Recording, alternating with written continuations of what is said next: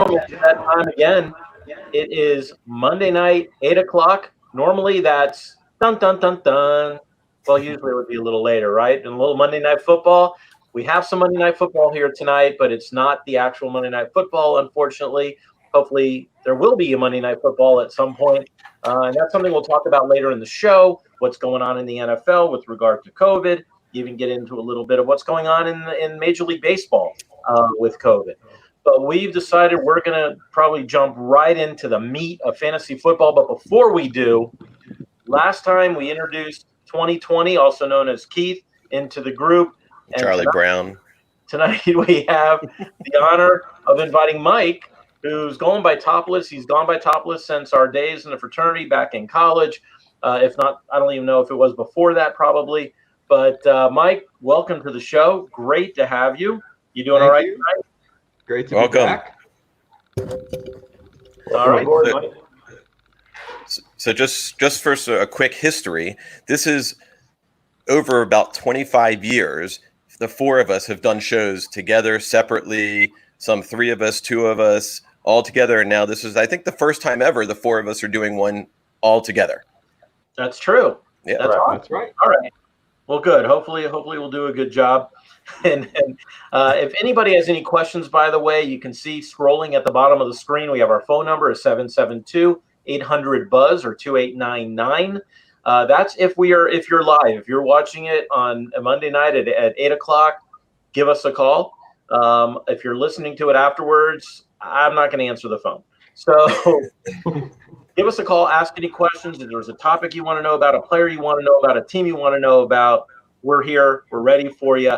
And that's our cue to jump right into the meat of what we're going to talk about tonight, which is the NFC South and how the players in the NFC South impact our fantasy football rosters. We usually go by position. We're not going to change that up tonight. So we'll start with the quarterbacks in the NFC South. Brad, why don't you start us off?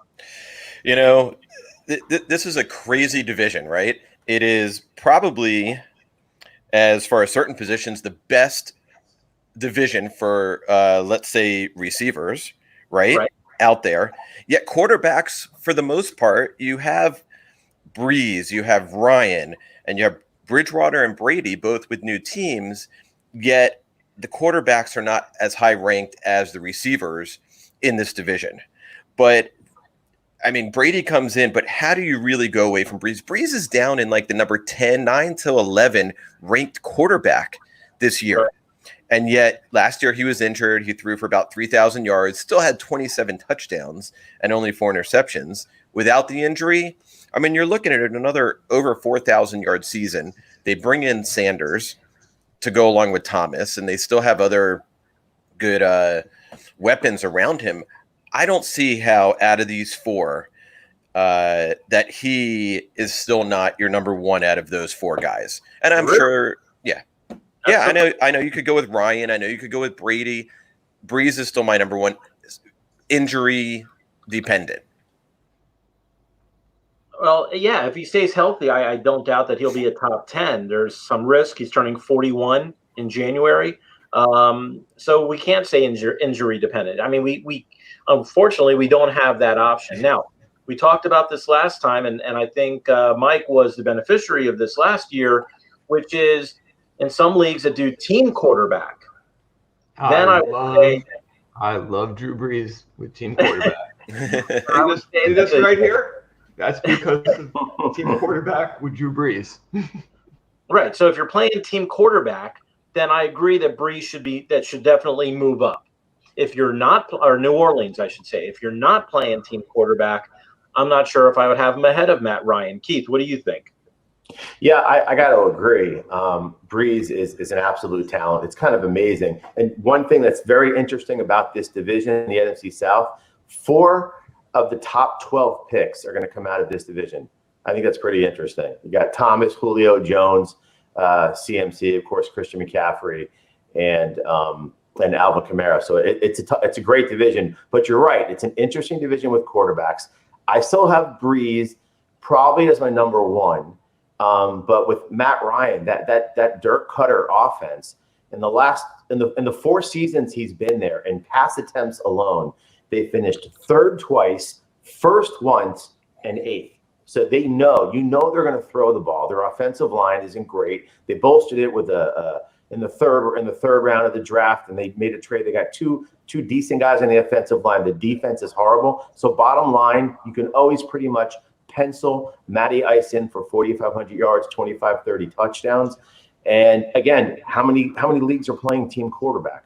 So I honestly jostle back and forth between the two. But if hard pressed, because of that Sean Payton offense, you got Emmanuel Sanders there, you got Mike Thomas there, a healthy Alvin Kamara, and Jared Cook and Breeze were just lighting it up in the end of the season. I go Breeze number 1, Matty Ice 2, and then it's not even close, Brady, and then Bridgewater. What about you, Mike? Yeah, I'd have to agree completely with that. With the addition of Emmanuel Sanders, you can't say enough how much pressure that's going to take off of Michael Thomas. Breeze is now going to have 2 legitimate people to throw to. He's a proven commodity. He's the number 1 there. Then Matt Ryan, and I don't know. A lot of people are high on Brady. I'm not as high on Brady as a lot of people are. Here's my thing on Matt Ryan, and we'll get to Tom Brady in a second. And there's some feedback, so if anybody's got anything playing, it'd be great. All right. Technical issues. Well, let's talk about Matt Ryan first of all. A lot of times we like to think of our quarterbacks as how many fantasy points they can get per week, right? But if we're talking about the quarterback position, you want consistency.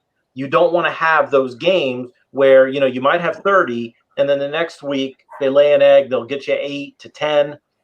And that's the thing I love about Matt Ryan is that he is totally the model of consistency. There's only one quarterback who had less than 14 fantasy points less often than him, and that was Lamar Jackson. And if you're talking about the ones that would go in the top 3 rounds. So in other words, he doesn't have bad weeks, or if he does, they're minimal. And now with Todd Gurley, you don't have to worry about the Freeman debacle over in Atlanta. I just see him getting better and better. As to whether or not I would pick Breeze above Matt Ryan, again, I think for a QB, team QB situation, I would pick Breeze. Otherwise, I would go with Ryan. But in any event, where do you pick any of these quarterbacks? Where's the highest, guys? What round do you start going after one of these quarterbacks, regardless of who it is? I'm looking at round 4. Really? For any of these That's guys. Early, guys. Please do. Yeah. Please waste your first pick on one of these guys. Wow, that's early. Well, I mean, if you're looking late 4, 5, I mean, you're going to start seeing quarterbacks go. That's when they start to go. Okay. I'm looking at nothing before round 6. I happen to agree with you. 6, the earliest I would start looking at Breeze. And again, the only 2 quarterbacks I would want in this group are Breeze and Matt Ryan. Brady, if he fell to me, very, very late. But I agree, nothing earlier than 6, most likely the 7th. I'm waiting on QBs this year. I think in this group, you got QB 10 in Breeze and maybe QB 8 in Matty Ice. I'm not as down on Brady as it seems that you are, Keith. I mean, I could have had these guys 8, 9, and 10 as far as your quarterback rankings. Tom Brady, they could put him in a wheelchair and roll him out. He'll still have the weapons with Evans and Godwin and Gronk and O.J. Howard. I don't see how he can fail, to be honest with you. So he's going to put up the numbers.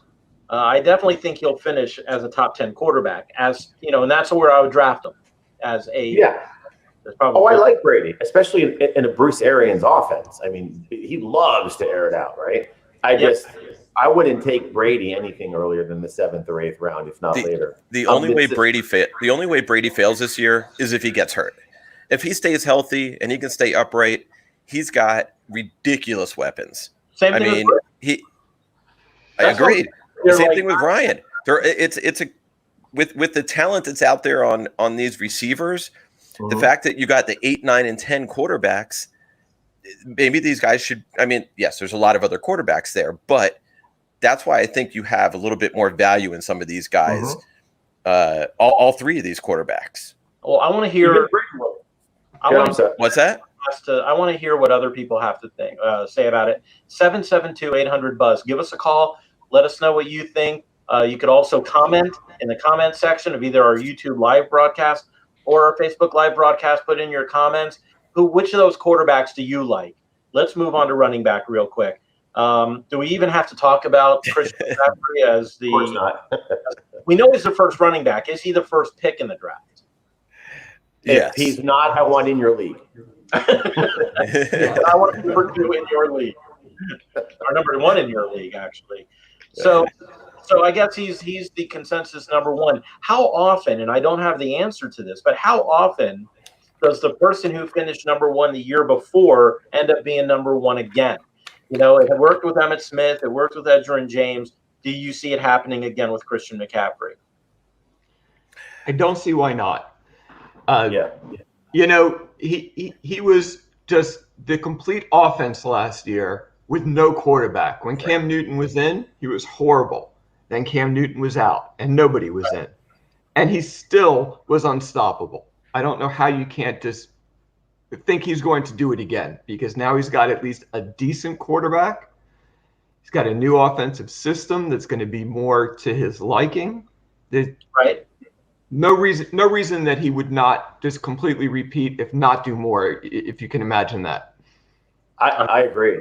Bridgewater is a very serviceable quarterback. He did a fantastic job, went 7-0 in New Orleans. He's being reunited with Joe Brady, the offensive coordinator that worked under Sean Payton in New Orleans. And actually, he was a big part of that historic offense in LSU with Joe Burrow. So you can't just stack the box on the Panthers. And Bridgewater is known to be a very conservative quarterback. So I think you can pencil McCaffrey in for at least 90 grabs again. What did he do last year? At over 100 easily.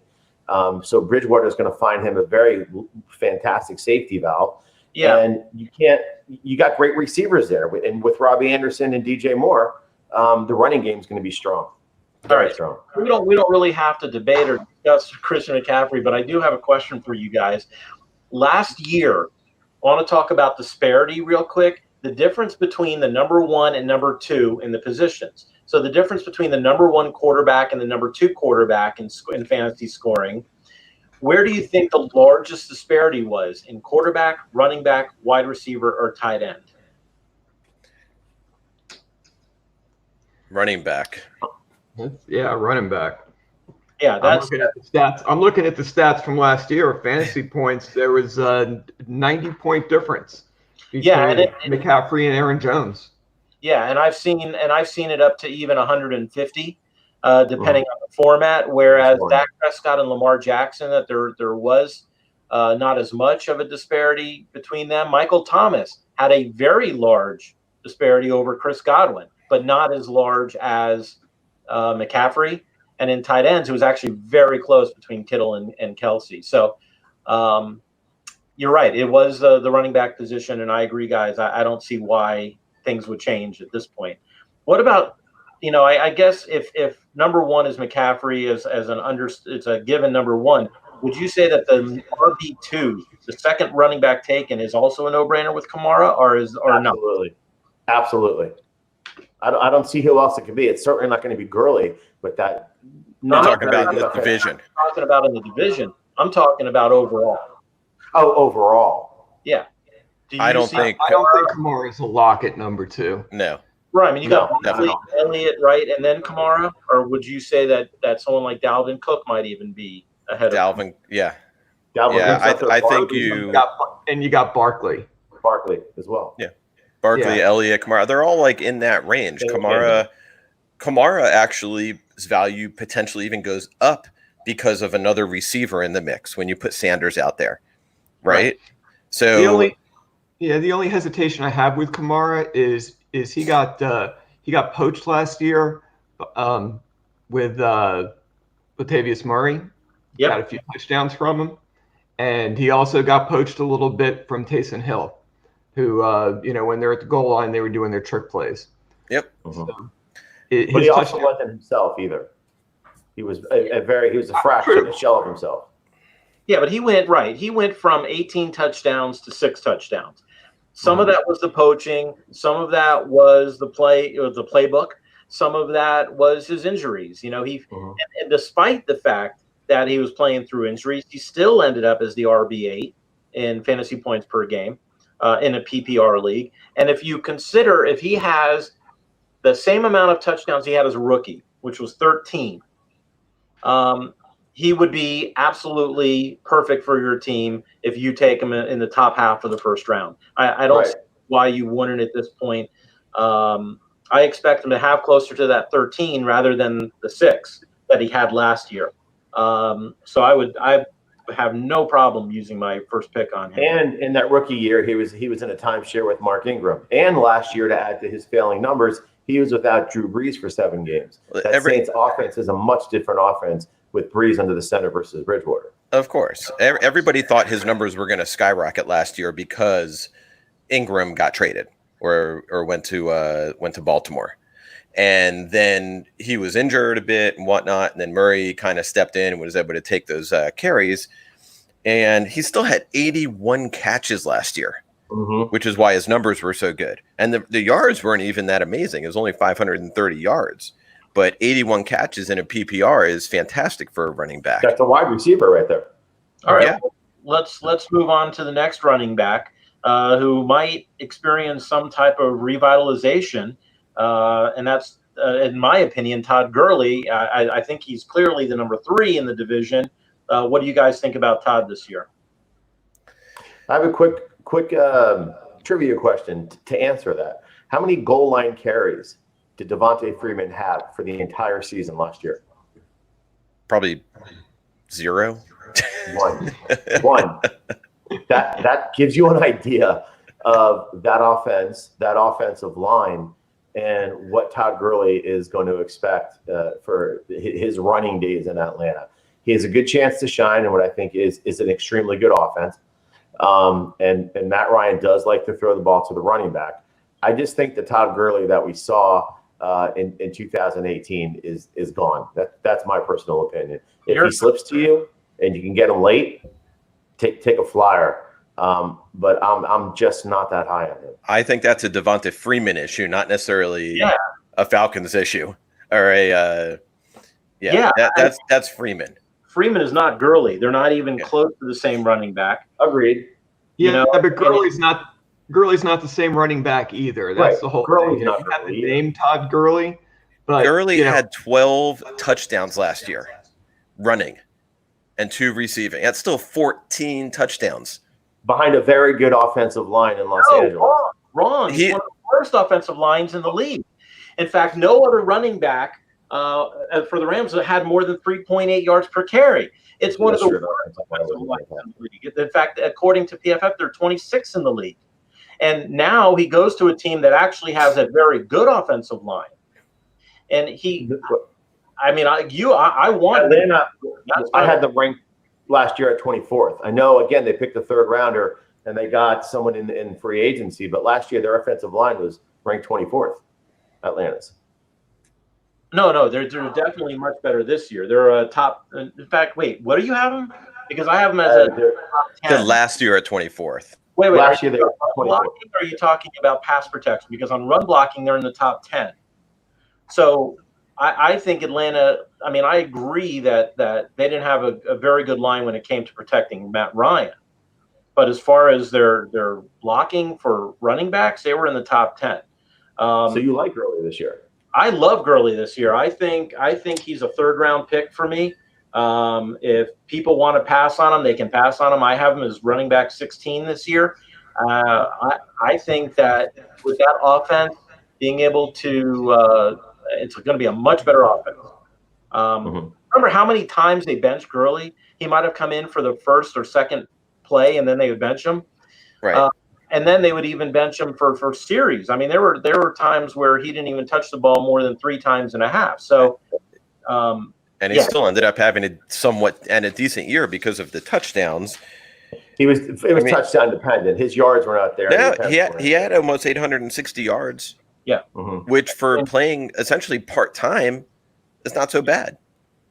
Yeah, I think everybody's saying about the same thing. I mean, when you're looking at Todd Gurley, if you got him as RB15, if you're talking 3rd or 4th round, that's fine. He's in that group, and no one's going to argue that. It's just that he's no longer up in the elite top 8 or top 10. Right, not 2018. Really, right. Yeah, he could be one of these players this year that someone's going to sneak in, pick him around like late third, early fourth, and he could change your team. He could be that difference maker on your team that you get what you would consider your, middle rounds, potentially. Mm-hmm. So I have a question for you. Who would you rather have on your team, Todd Gurley or Kenyon Drake?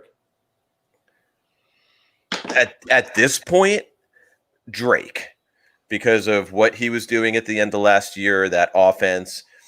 But again, at the end of the season, you may not see a huge disparity in points between those two. So your value in Gurley may be much better because a lot of people are going to take Drake early this year in the late first round, early second round. Yeah, I'm not taking Drake in the second round probably. I don't know. I think people are going to be enamored with the name, like Mike is saying, Todd Gurley, in an offense in Atlanta and Dirk Cutter's offense. But again, see, that offense scares me. Like I said, in the 4 years he's been there, their pass attempts have never been worse than 8. So they throw the ball like crazy there. Obviously, they're going to throw some to the running back. They got a lot of mouths to feed. Hooper's gone, but they love Hayden Hurst. It's a very highly drafted tight end. He's going to be a big part of the offense. And between Ridley and Julio Jones, I like Gurley. There's a lot of other running backs I'd want before. If he gets to me in the 4th round, I'd happily take him, but I wouldn't take him before then. All right, so let's move on now. We heard at the end of last year from Tampa Bay that Ronald Jones was their guy. At the end of the year, he was actually doing well. During the offseason, during free agency, they loved Ronald Jones. They kept making it clear he's our guy. And then they draft Keyshawn Vaughn. And everyone's now talking about how Keyshawn Vaughn is going to possibly start over Ronald Jones. So what do you do, guys? Where do you draft somebody like Ronald Jones, who might be part of a running back by committee? Late. Yeah. Not at all. Think of the premium for running backs in our league and how many teams have running back by committee. At what point, right? Let's say, I'm just going to give you a scenario. You have 2 running backs and receiver in the first 3 rounds. Okay. Are you going to draft your 3rd running back? How late? After you already have some more wide receivers and quarterbacks? Are you, and at that point, get a running back by committee running back. I'd love to see how it shakes out during the preseason. Oops. Yeah. There won't be a preseason. So that's the big mystery this year is, how some of these rookies are going to fill in the running back by committee. Ronald Jones wasn't able to clearly beat out Peyton Barber, except for maybe 1 or 2 games where he was the starter last year. And Barber was still getting touchdowns and half the running time, even when Jones was the starter. So I don't know. I kind of stay away from that. Yeah, I think I would stay away from Jones and Vaughn. And if they happen to fall and at the end of the draft, instead of a backup tight end, I might grab somebody. But I agree. What about Latavius Murray, guys? Are you touching him at all? Is it strictly a handcuff? This is like a 4th running back or your handcuff. A great handcuff. Mm-hmm.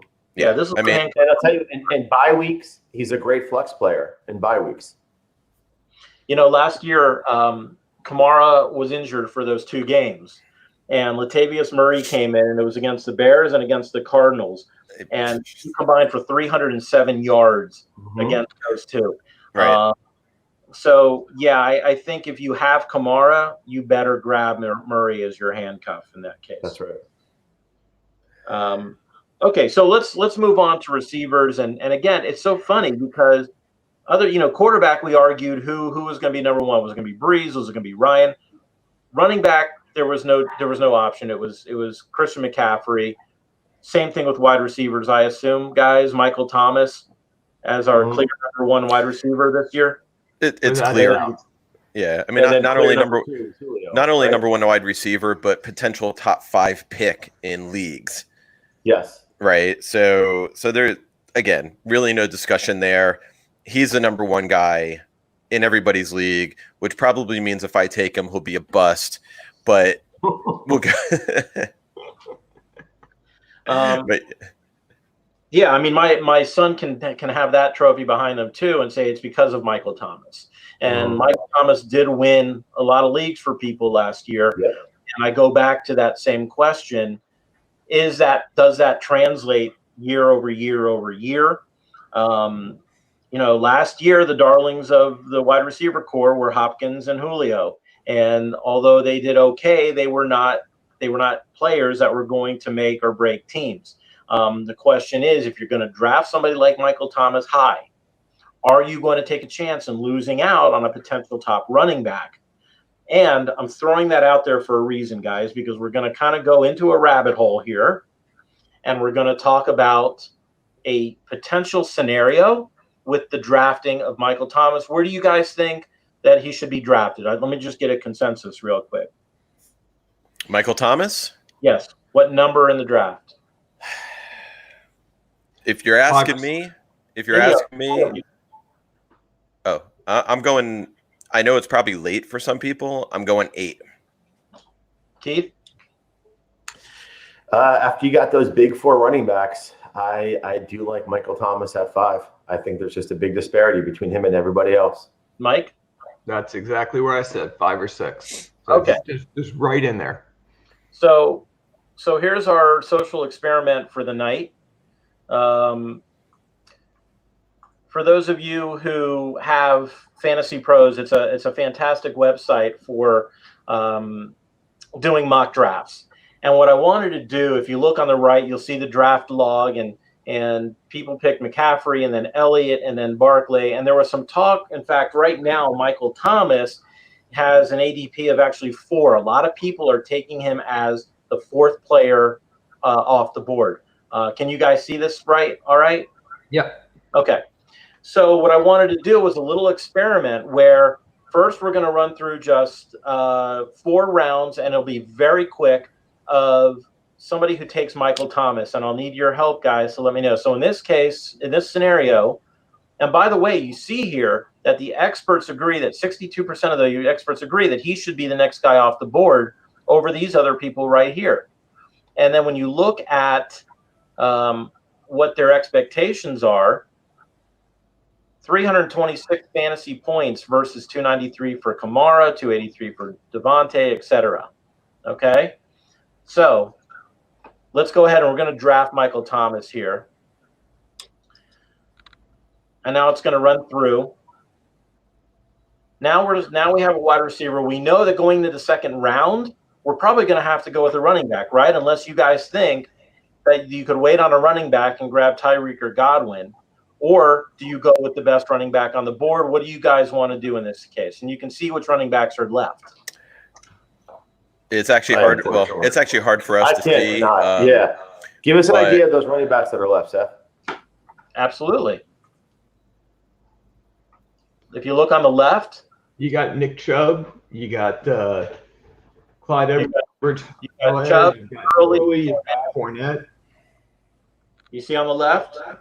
I can't see it. And I heard Chubb. Who was after Chubb? Chubb, Gurley, Fournette, Edwards, Hilaire, Carson, Gordon, Le'Veon, James Conner, David Johnson, Mark Ingram. And what's my draft position here? 4. 4. So now that's right. So right now you're at 2.07. Right. So I'd almost be bold, because if Chris Godwin's still on the board there, boy, I'm thinking about jumping all over that. What about you, Mike, Keith? I mean, Brad and Keith. I'm probably looking at Chubb there from what you were saying. But again, agreed. If Godwin's still there, he is. Because then you're getting someone coming back. I mean, that'd be hard to pass up. I'm going to agree with that as well. Godwin is going to be a beast because Brady loves the underneath guy, and that's what he is. Then you'll get someone. I do love Chubb, but I agree. Start with Thomas. Is that going to be a running theme on every freaking show? Yes. I'm going to do that. You guys surprised me, because I thought you would have for sure gone after a running back. So now we're in the 3rd round. We're at 3.04. Your running backs that are left are Gurley, Fournette, Edwards, Hilaire, Carson, Gordon, Bell, Connor, David Johnson. Or if you want to run wide receiver, Allen Robinson, Kenny Galladay, or Juju, what are you guys doing? And by the way, I'm going Edwards Hilaire and taking the risk reward there. Wow. What about you, Brad, Keith? Trying to think of all the ones you said there. You said Connor is still available? That's what I'm thinking. Connor. Early, Fournette, Hilaire, Carson, Gordon, Bell, Connor. That might be an interesting position to take Connor. I agree. I think it's a little high. Connor bounces back. He's a bell cow, 3-down back. Tomlin loves it. I love that pick there. All right, so if I grab Connor here, and then we'll finish this off in the 4th round. And now we're at 4.07. Overall here, we can go with Fournette, Ridley, grab a tight end at Andrews, or go with Dak Prescott. Other running backs available are Edwards Hilaire, Carson, Gordon, Bell, David Johnson. That's when I take Edwards Hilaire. If I already have Godwin and Michael Thomas, and then I got Connor, I'd probably go Hilaire there. And I don't know that I go after him in the 3rd round, but like Mike was just saying, but if he's there in the 4th round, that's where you're looking at. All right, I will do it for you guys, but I'm telling you right now that the problem this year with no preseason and no mini camp, and we don't know. It doesn't give enough time for Williams to get injured. They have not had time to learn the playbook, to go through the plays. They're going to have some training camp. Most of it's going to be strength and conditioning. They're not going to have a lot of play time. And if you think that they're going to want to put in Edwards Hilaire instead of Williams, who knows the playbook, has played, helped them get a trophy, I think you guys are hoping a little too much, but I'm going to go ahead and draft him. So now I'm not going to keep going here. I'll stop. By the way, I would not have done that. I would have gone with Chris Carson. He's just solid as can be. Proven commodity. All right, so right here we have Michael Thomas, Chris Godwin, James Conner, Clyde Hilaire, Edwards Hilaire. You guys happy with those 4? Yeah. I don't like the Hilaire pick, but it's fine. Okay, so let's do this. But what we're trying to get at here is whether or not it's Edwards Hilaire or one of the other, or Chris Carson or one of the other running backs. I'm still happy with it at that point. I love that team. Yeah. Yeah. All right, so let's go back. Let's go back to this now, where we go ahead and we pick Michael Thomas. Oh wait, is that what? Yeah, we did that last time. Now we're not going to pick Michael Thomas. We're going to go with Alvin Kamara here. Right. All right. So now we come around to 2.07, and we can grab one of the top wide receivers here, whether it's Godwin or Hill at this point. You guys like Godwin over Hill? I mean, I disagree. I like Hill over Godwin. You guys like Godwin over Hill? I would take Hill. Me too. I think I'd take Hill there. Okay. Yeah, no, I agree. Well, Hill was available last time, guys, when you all wanted Godwin. Okay, so now we're going to 3.0. I don't remember hearing Hill there. Yeah, neither do I. 3.04. And now we have ourselves, right now, we've got Alvin Kamara and Tyreek Hill. Okay? So, best player available, according to these experts, is Allen Robinson, who I'm not touching, just because I don't know what the quarterback situation is. No. Then they have Mahomes, which may or may not be too much. I mean, you'll have the quarterback wide receiver combo, which I love. Or we can go with Kenny Galladay, or the top running back rated is either Edwards Hilaire, Fournette, or Gurley. What would you guys do there? This is 2nd round coming back now, right? This is third round. Third round. 3rd round. I love Mahomes here. Yeah. You know what? I would have a real hard time not picking Mahomes. Okay. I would agree with that. And then our final pick here, going into 4.07. Okay, running backs, we have Fournette, Carson, Gordon, Bell. There's Connor still. Oh. Or Calvin Ridley, Keenan Allen, A.J. Brown, DJ Chark, or I'm going with one of the running backs there. Yep. To have a second running back, and you got your quarterback. Yeah, And you I'm definitely going. I'm I'll definitely take going with a running back there. Yeah, probably either Carson or Connor. Right. So now let's look at our draft board. This team, we have Kamara, Tyreek Hill, Patrick Mahomes, and James Conner. Do you like your other one better with Michael Thomas, Chris Godwin, Edwards-Helaire, and Connor? Yeah, I like that one better. Which one? The Thomas one. I like the Thomas one. You guys like the Thomas one better? Okay. Yeah. The truth of the matter is, when you're looking at points per week, there's not going to be a big difference. So I went through this a bunch of times, and if anything, it proved me wrong, because I thought that there was no way that we should waste a number 4 pick on a wide receiver, because then there won't be good running backs left later. And what I was able to find out was, even if you picked 2 running backs in rounds 1 and 2 and came back and grabbed 2 wide receivers, Right. it's about the same amount of points as if you grab Thomas first. So I just wanted to throw that out there as a little fantasy football science experiment.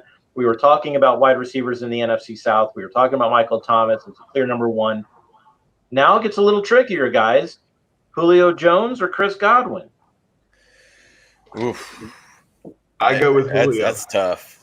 I still go with Julio. Julio still has the consistency. The biggest problem with Julio Jones, what is his biggest problem? He just doesn't score enough touchdowns. Right. Last year he did. Last year he scored 6. That's better than that's most like years. that's for him. That's better than most years. That's not enough. That's not enough for your number 1 wide receiver. In a half point or a full point PPR, you can't stress enough how much he demands from the offense. His yards per catch have definitely come down over the last 3-4 years, but he's still got a strong motor. He's still a great route runner, incredible hands. He's definitely Matt Ryan's favorite target. Austin Hooper's gone. I know they love Calvin Ridley, and it remains to be seen the chemistry with Hayden Hurst. And Godwin is awesome. I think Godwin's going to be that Wes Welker, Julian Edelman type for Brady, because he's going to be that inside guy. I think Godwin outperforms Evans. I really do. But I think they're neck and neck. I just have Julio a little bit over Chris Godwin. And I have to agree. It's all about the chemistry, and just like you said before, Seth, it's this is going to be a weird year, and there's not going to be any preseason, and we're going to have limited training camps, and it's all about the chemistry. And Matt Ryan and Julio have been together for years now, and Brady and Godwin and Evans haven't. All right, so here's a question I have. Okay, you have Julio Jones, who's going to be the 2nd or 3rd wide receiver off the board, right? In that mock draft you were just doing, you have Godwin down in the later 2nd round. Do you take Julio Jones like at, let's say, 9, 10, or 11, or do you wait and maybe get your running back and then get Jones, or then get Godwin later in that round potentially? Right? If you could do that, then it's a possibility. And again, we have somebody got feedback, so if you can just make sure you don't have one of the other apps running at the same time. I have Julio as wide receiver 5 and Godwin's wide receiver 6. I really don't have that much difference between the two of them.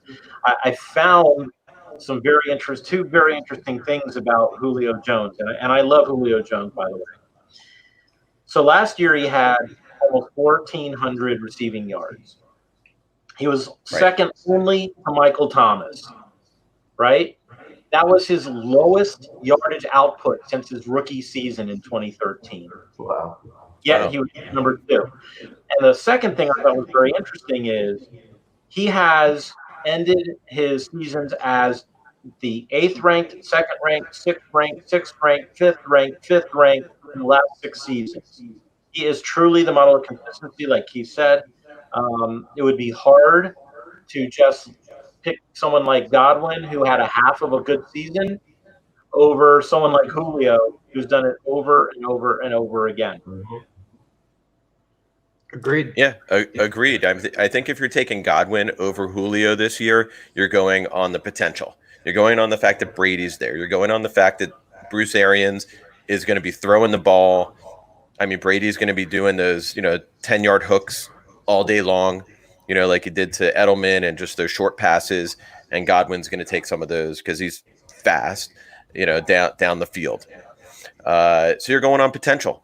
Maybe you're going on a little bit of a feel, but I mean, look, the Bucks had QB number 3 last year, right? Jameis Winston. Forget the fact that he had 30 interceptions, but he threw for over 5,000 yards. 5,000 yards, yeah. And 33 touchdowns. Only Ravens in New Orleans, as far as team quarterback, did better in fantasy football. And now you're going to throw in 500-year-old Tom Brady to think that. And by the way, even with those 5,000 yards, Godwin only had 2 100-yard games and 3 touchdowns after week 7. So we're not talking about an offensive juggernaut here. We're talking about a guy who had very good games at the beginning of the season by a quarterback who threw the ball, and now you're going to have a completely different offense. I'm scared of Godwin, to be honest with you. And Godwin is that underneath guy, right? And who just came out of retirement. Listen, Gronk's not going to put up his his anything before 2016 numbers. That's not going to happen. But he's a big target, and Gronk's going to be a big part of that underneath game. He's going to lose some of those targets to Gronk and O.J. Howard, of course. What about Mike Evans? Does the same thing go for Mike Evans that I just said about Chris Godwin? Brady doesn't usually light it up with those outside receivers. He had that one prolific year with Randy Moss, and Brandon Cooks had a pretty decent year with him as well. But Brady is like Brad said, those 10-yard hooks, those 8-yard slants, hits them all day long. I really believe Chris Godwin is going to outduel Mike Evans for both receptions, probably yards. Evans might get the touchdowns.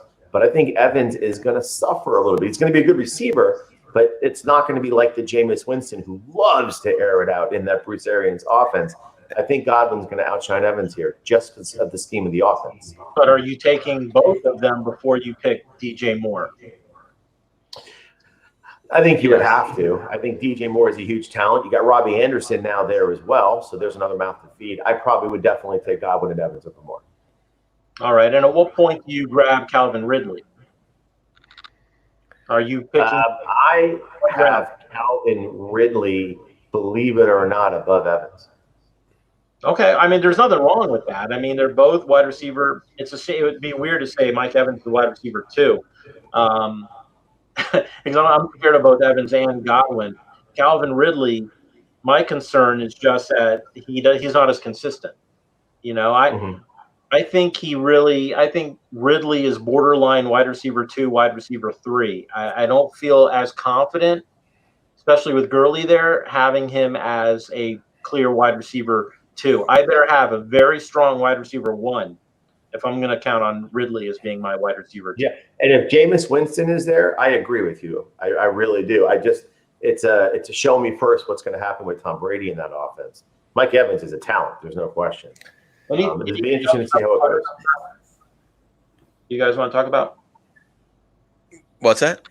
Anything else about the wide receivers that we want to talk about before I move on to the trivia question? Because I know our favorite guest, Robert Sponder, is probably getting his Google ready to answer the question. So, well, he did have the comment of, as he was listening to the mock draft saying, "You're on crack if you think Mahomes is going to be there in the 3rd round," and right. He may be right.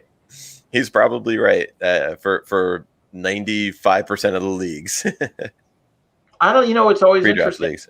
You might think that, but we also are seeing the inclusion now of players that you didn't normally see in the first 2 rounds that are going to take up some space.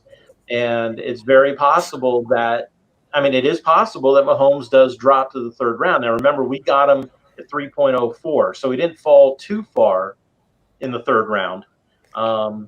But you never know. There's always going to be that one player who is going to jump up and get him. Yep. Bruno. I'd be surprised if he's around past the middle of the 2nd round in most leagues, because just like you said, there's going to be that one person who's going to jump up and get him. And there's nothing wrong with that. I mean, the guy's consistently putting up ridiculous numbers. Second round, actually. But we're not on crack. Drugs are bad, okay? but we're not. We are not on. So here's the trivia question, and then we'll go back and finish it off with our tight ends.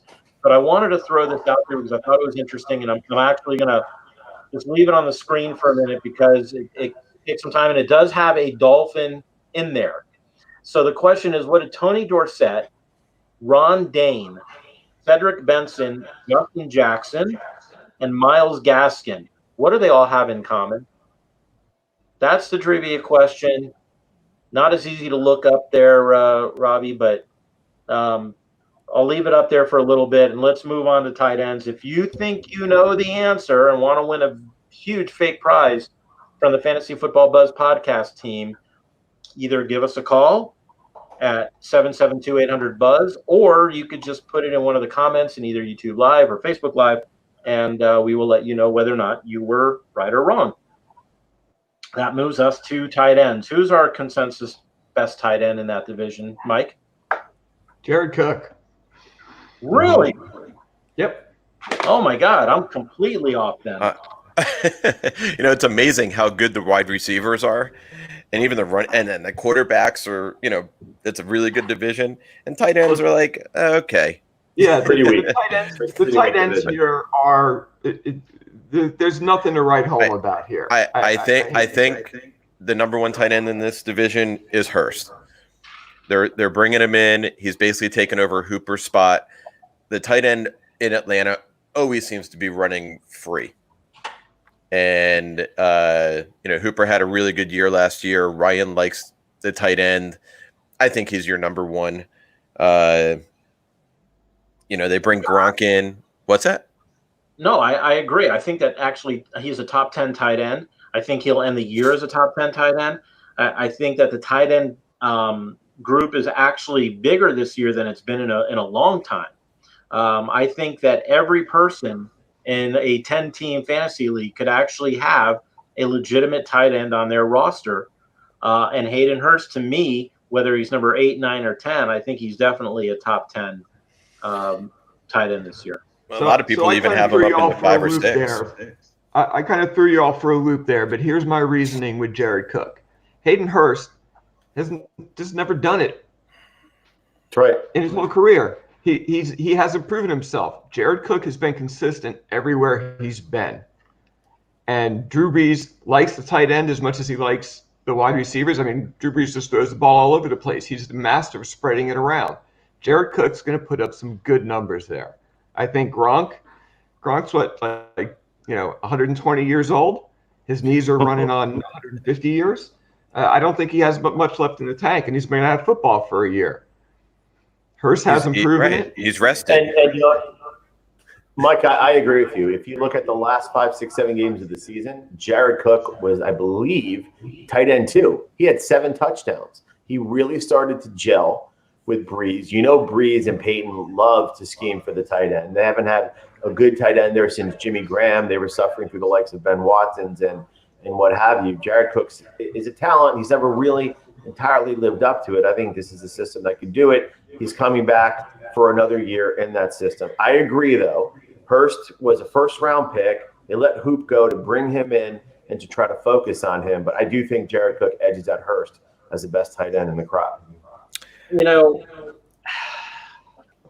I think Jared Cook, he had a really good end of the year. I agree with that. But the question is that sustainable? He was above the league average last year in terms of yards per touchdown rate. He averaged over 16 yards per reception, which to me is unsustainable.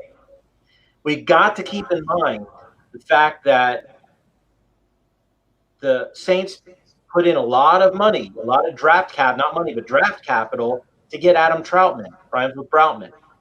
And if they really felt Jared Cook was their guy, I don't know if they would have gone to the extent that they did to get Adam Troutman. And I don't know. I actually have Jared Cook after Gronk. That is how much I don't believe that Cook's ability. It's right after. I have Cook as a tight end 12. I just don't think that average is sustainable. And I really hope that one of you grab him in the draft so that I can get Hayden Hurst. So I had Cook last year, and it was just kind of like these up and down, up and down. All of a sudden, they have a decent game, and then the next game, they throw like 2 passes or 3. You get 2 or 3 catches in the first half and 0 in the second half, or the other way around. Like he would be there and then like disappear. And I see him as he's going to be average. Gronk is going to be average. Hayden Hurst has the potential to jump up and be that top 5, top 6 tight end in the league because of the history of tight ends in Atlanta. The other guy, I mean, it's a system. It's a system pick. Yeah. Okay. We'll agree to disagree, and I hope you take Hayden Hurst first because we're arguing about this, but we're all talking about our nobody here is above a top 10 tight end. Okay, yeah, everybody in this range is going to be up and down. Listen, I had Zach Ertz last year. You know what? Zach Ertz was up and down last year. Yeah. Even the list on games. That's the tight end position. He's no Ian. Exactly. That's the tight end. That's right. Look, other than Kittle, Kelsey, and generally Ertz, that's the tight end position in football. And now Mark Andrews. That's the tight end position in football. We spent too long on these tight ends. They're all going to be average tight ends in this division. The quarterbacks, the running backs, the receivers are exciting in this division. They're going to be fun to watch. If there's football, we already see what's happening in baseball after day 3. It's definitely not fun to see how it's already happening in baseball. The NBA, we don't know yet, right? They're in a bubble. The NFL isn't planning on doing that, putting people in a bubble yet.